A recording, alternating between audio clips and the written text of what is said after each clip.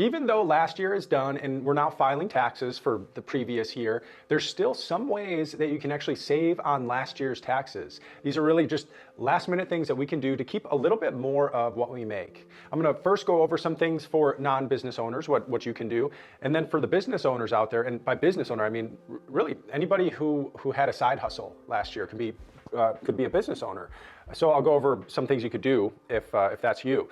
But very quickly, I'm Dave Zoller, and usually on this channel, we talk about all things retirement and retirement planning. But because it's tax time, I just wanted to get this short video out to you just to hopefully help you during this tax season. I'm gonna move through these pretty quickly, and if you need more detail, there's not gonna be that much detail in this one, but if you need more, I'm gonna include some links to other videos that get into some of the specifics of the strategies.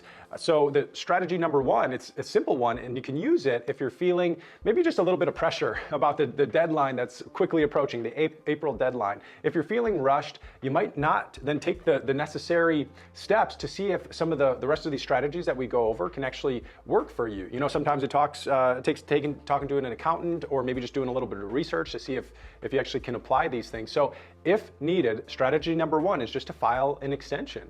You know, this can buy you some extra time to just make sure that you're doing everything that you should be for filing taxes and getting all the not leaving any money on the table, I guess you could say. Now remember, don't forget though that you should still do a projection to see if you might owe any taxes and send that amount in with your extension, right? Just because you file an extension doesn't mean that you can avoid paying what you would have ended up paying anyways on April 15th or whatever the deadline is. So just be aware of that. Now, the next deduction could be adding to your HSA, making an HSA contribution. In order to have a HSA or health savings account, you have to have a high deductible healthcare plan. And a contribution can be added up all the way until the April filing date. And that should be, the contribution to HSA should be deductible on page 1 of your tax return. So I recorded another video about the benefits and some of the specifics around HSAs, which should pop up on the screen or be below this video. And then quick reminder too, talk to your tax advisors before implementing anything, because there are specific rules that should be closely followed. Now, the next strategy is contributing to your traditional IRA or SEP IRA. Even though it's past December 31st of last year, you should still be able to contribute before that April filing date. So you probably are aware of those ones. And really, I'm just flying through these ideas quickly.